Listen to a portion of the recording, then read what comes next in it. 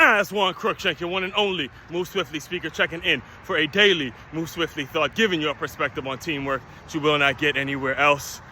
Final Make Your Move Monday. Make Your Move Monday. Final Make Your Move Monday of 2024. Make Your Move kickoff question. For those of you who do not know, every Monday, pose a question to get your week started off the right way. Call it the kickoff question of the week. Make Your Move kickoff question of the week. Had a whole day to think about this one, and it is Cam Ward. Got to talk about it. Myself being a South Florida resident now, went to the game, went to the Pop-Tart Bowl. Cam Ward, the Heisman, finished fourth in the Heisman race, broke some record in regards to his touchdown passes this past Friday. Or was it? Yeah, no, excuse me. It's past Saturday. These days are running together. He broke a school record, or broke a college record, some record. I can't even tell you what the actual record was.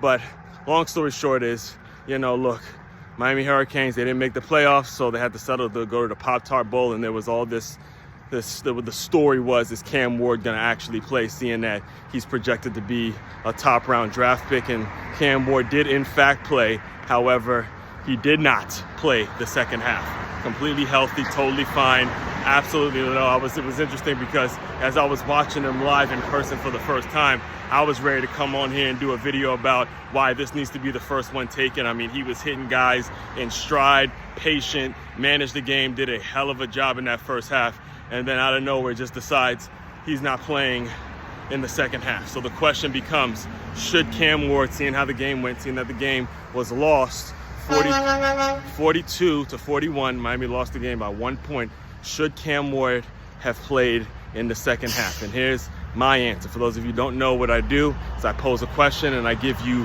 my answer to the question. And I'm open to hear your thoughts on this, very open to hear your thoughts on this particular question, and every single Monday, all right? So it is, my answer is a capital Y-E-S.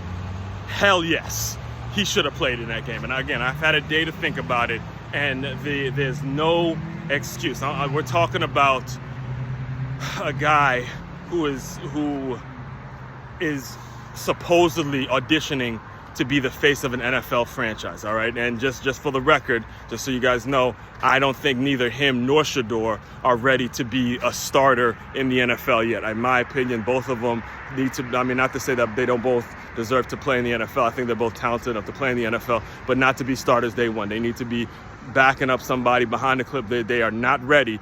Neither one of them are not ready to be the starter for an NFL team. Again, they're very much, in my opinion, look like the type of guys that could be backups. You had one who sits out the second half of the game, and then about an hour later, you see Shador take one of the worst sacks I think I've ever seen. Neither one of them are ready for the NFL, to be a starter in the NFL. However, I do believe that they're talented enough to play in the NFL, just not starters day one.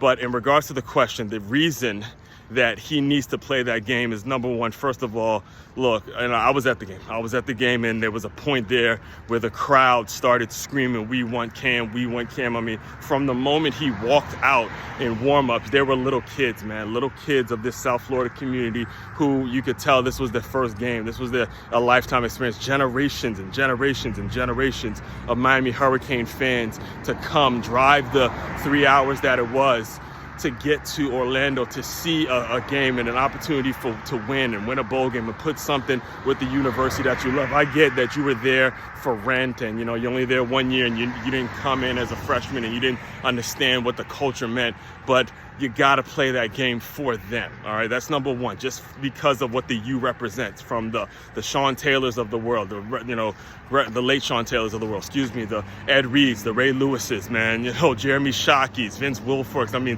the amount of pride and tradition that Willis McGahee, Clinton Portis, Michael Irvin, the list goes on and on. I mean, me as a Michigan fan and a kid that grew up in Maryland, I have always been very envious of the culture of the Miami football program, the U in the 80s. I mean, the amount of pride that goes into that program, something in you got to feel compelled to say, I got to go out here and compete, man. I just got to do it because I'm wearing the orange. I got the U on my helmet. I see the culture. I see exactly what I'm a part of. Something in you got to say, I want to compete. I got to play this second half. It's 2 quarters. You started it. You already warmed up. Go in there, do your thing, play your ass off and be done with it and go, make your money in the NFL. But the fact that you don't play those 2 quarters when you could have, there's something, and there's no real explanation that neither him nor Mario Cristobal gave. And when you consider the fact that, hey, he broke some record that I can't even tell you what the record is, it begins the speculation, a very honest speculation, and a very much a very worthy speculation of, hey, you only did it because you wanted to get the record, which is completely selfish, and it's a big red flag for any NFL GM. All right, so that's the first reason. The second reason, and I'll close you out with this, is, again, you guys, if you're talking about from a football perspective, the Miami Hurricanes were running the ball very well on them. All right, they in fact, when the second string quarterback got in, they damn near should have. They played well enough to win the game without having to throw the ball at all. They just pounded the rock, and easily, if the Miami defense wasn't so damn horrible, they would have easily won that game. So the chances of you as Cam Ward getting hurt in the second half were slim to none, because the run game was working so well on them. You were able to move the ball on the ground. So the chances of you, getting hurt or, dropping back and passing, taking a sack or anything like that, those things probably wouldn't have happened. You could have game planned around the fact that, hey, what if he gets hurt and all that kind of stuff, which is not the mentality you need to be taking as a player anyhow. However, in this situation, it's understood. All right, let's game plan around it. Let's, go heavy on the run game. If the run game's working, we'll do what we got to do. And if we need to throw, then we throw.